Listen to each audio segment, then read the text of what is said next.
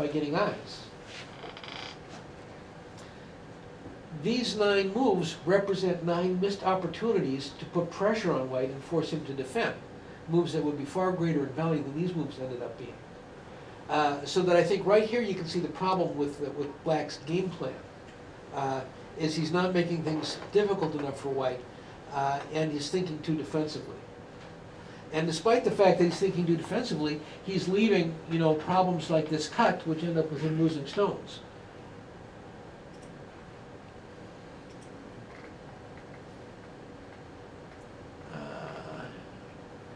This is not a good answer.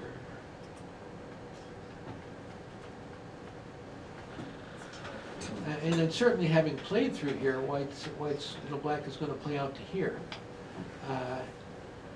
and not hold back so much. I mean, he can make this extension with nothing extra over here. Okay. It's hurt. You have to keep the stone weak. You can't let the stone have a stabilizing extension. You have to keep white on the defensive through here. These stones of blacks are not in any particular danger. If white runs into the center, black has a number of choices. He can run into the center himself. He can just play to make eyes here. He can press down on white this way, and then just keep pressuring white from this side, since he's now out clean into the center. Lots of different things, but you really have to keep the pressure. The handicap games, even though this is only a 2-stone game, is all about pressure.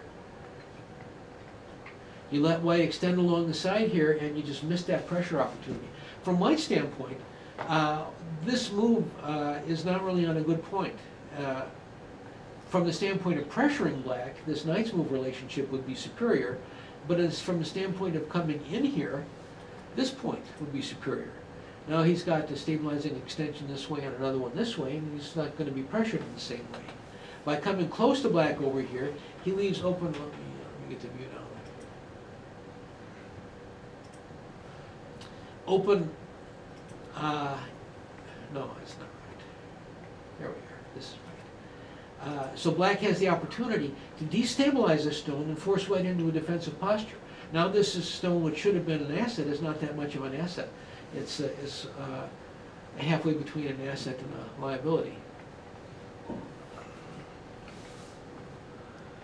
And then having played the defensive move over here, I don't know why black just doesn't prepare to trade off. If white wants to trade, you know, get a good position over here. If white takes gote, then you move on and do the next thing.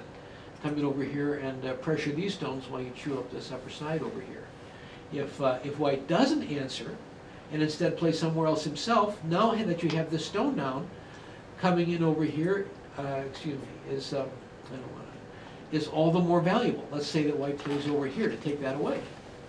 Well, now we come in over here, and with this stone down already in a stronger position, this area is much more advantageous to black.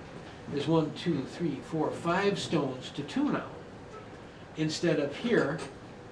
At this point, there's 1, 2, 3, 4 stones to 2, a lesser advantage, and particularly if white plays here and black plays here, now black can't get out anymore. Which incidentally white should have done. He should have played on this side, putting more pressure on the cornerstone. There's not that much advantage over here. Black has defended with this one and this one. He's not, his group is not going to be in trouble. So developing this stone isn't so meaningful.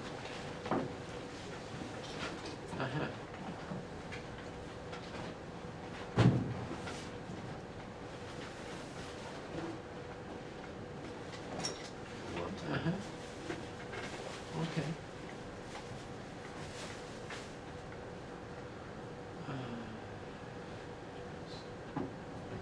So, what's the big thing in this game?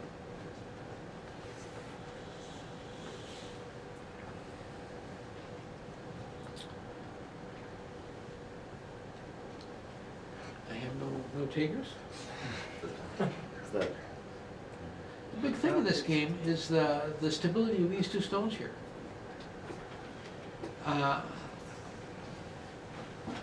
Let this exchange be acceptable as it is. White should continue developing these stones. Black, for his part, when white plays here, black should now separate white along this line, reinforcing himself, and then attack.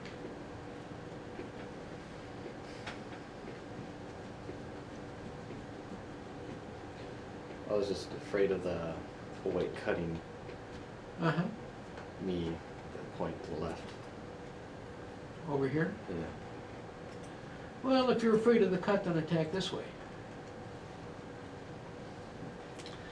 Now you have a ladder, so you don't have any problem with your stones being cut. And you take the initiative in the game and force white into a very defensive posture in a place where you have a great deal of strength and a substantial numerical superiority of stones.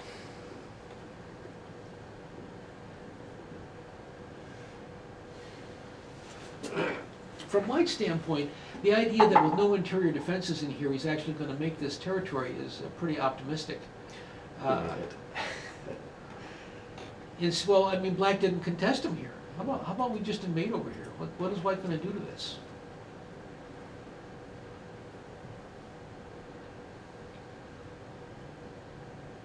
See on the end. Uh-huh, okay. I just float around. White going to fight here? Oops.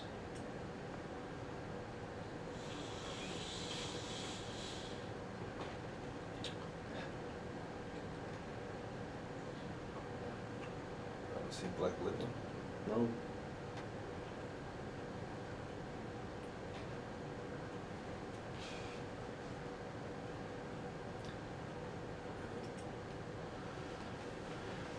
So does white do this? And then this?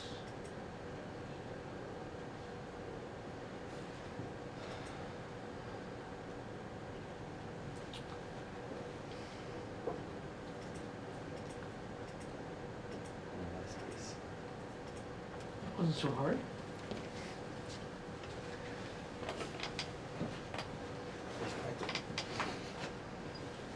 I guess I was just afraid of, I just didn't see a way. Well, the thing here is, when looking at this kind of thing, what you want to do is you want to be looking at resources. And if you have a lot of resources, you can't be killed. If you have few resources, you're in trouble. So this stone, what resources does it have? Well, first and foremost, it has the resource of jumping into the center here with J. That's resource number one. That's the thing that white took away. What happens, see, is if you're going to die, what's going to happen? Your opponent's going to have to take your resources away. That's how he kills you, is by taking your resources away.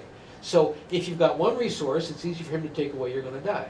If you've got two resources, he takes away one, you've only got one left, you're in trouble. But if you have multiple resources, it gets very hard to kill your group. He can take one, you still got four. See, so through here, you've got this resource here, you've got this resource here. This is a very substantial resource because not only does it enhance your eye potential along the side over here, but in addition, it undermines white and creates various cutting possibilities that turn this into a capturing race and white stones being taken. Then you've got the resource of this one space jump over here. On the two space jump. And you know, you could conceive of the two space jump, or you could conceive of considering this resource here. So another possibility for black is to go directly to this move and then play to here.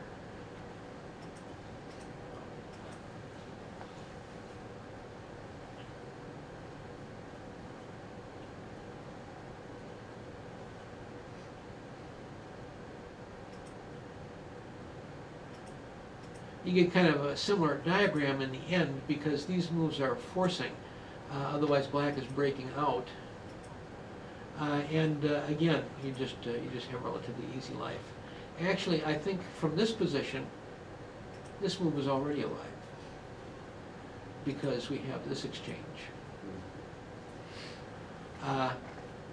So with this many resources, particularly, this can be taken away, but this resource is one that black gets to play in Sente.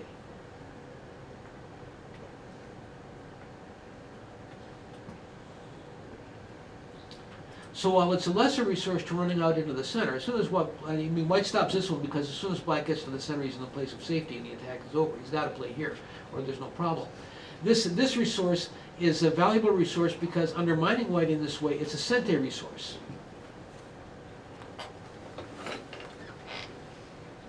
That allows black to use this other resource here, and he's already got ice base. So what you think about in terms of, can I make an invasion or not make an invasion, is look at your resources. If you can see the resources, it's not hard to live.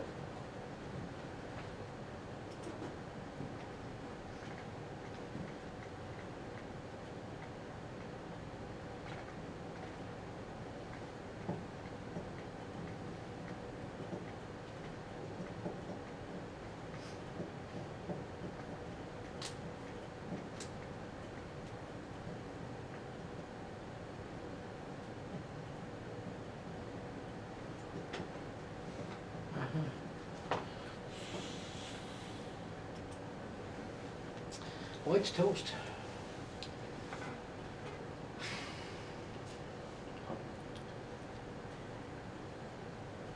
Without That's the key point for liberties on both sides.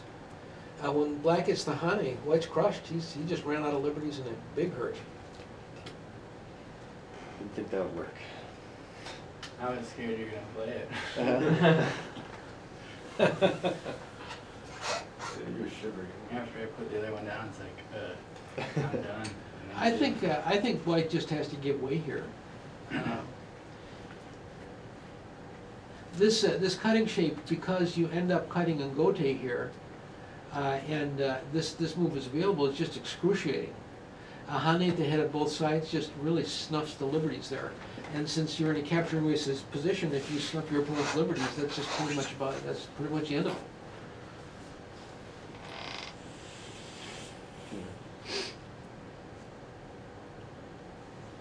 After this, it's a piece of cake.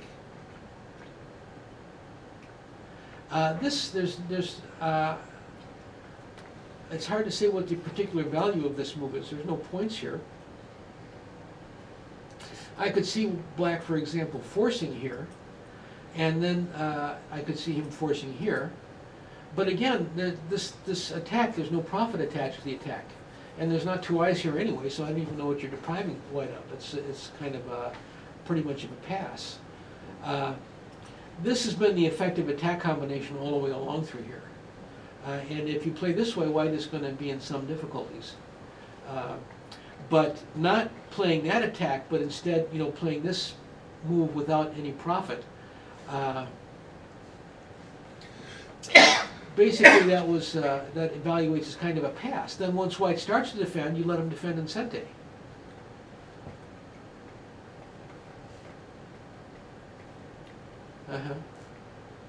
And so, having neglected this move until White starts to defend it, all of a sudden you go mad trying to attack it. You want to get there first. Kevin doesn't want to get there first. And then you let him link up.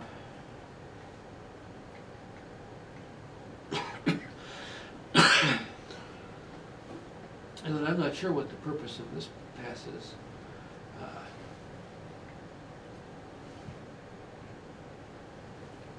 That white move? Another black move. I don't see any, well, actually this peep is a negative, and then certainly there's this move as well, without point. Black's already alive, there's no territory attached, it's not hurting White, it just is a pass. In through this area, the key thing in this game, to my mind, is that Black never came back to attack these stones. He never forced White to defend them, he never put White in a defensive posture. It was just right there waiting for him anytime he wanted to take it. And he never did anything until White started to defend, and then all of a sudden, he halfway attacked it, but then backed off every time he was attacking. Typically, once your opponent gets there first, figure, okay, he played a dominating move, I'll play a profit move, and that'll be good enough. So in through this area, there's a major problem in this game for Black. I'm going to presume that, so White takes, oh.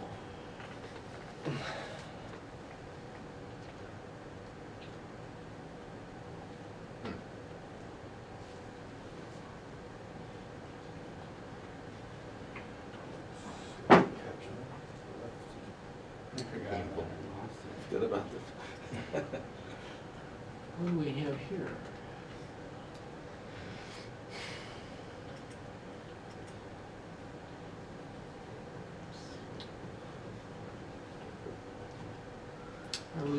black's capturing rates? No, maybe not. Right, Oh, no, it's gotta go, right, yes. one below, I mean, one below the two below that one. Yeah, yeah. No, If he's white letting goes white up- link up here because he's next doing this. Oh, I see, okay. I see. Yeah, I think that black gave up here a little bit too early. And then,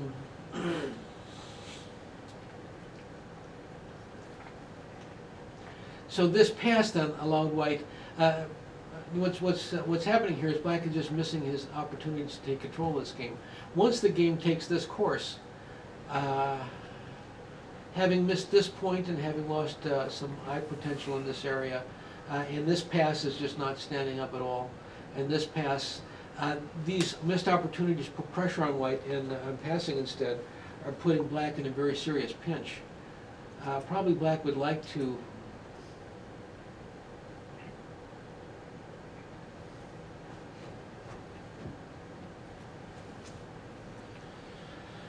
develop over here, but these stones, now that white has been reinforced so much, are languishing. So it's a tough, that's why black played on top here. However, since white played here, I don't know why, I guess the thing is that, Thought I could just kill all Yeah, the stones. yeah. Although even here is not that great, because this whole position is going to be lost here. When you passed here, I think at this point in time, I think you have to just concede a little bit.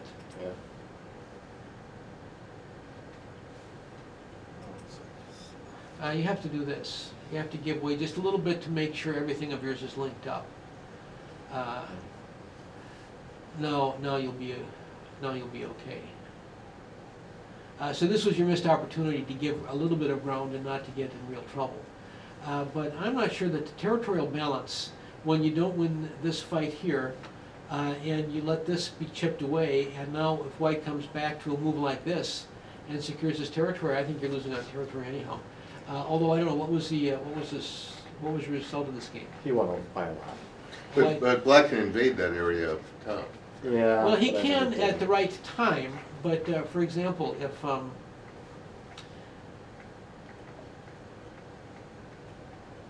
if we look at this variation here,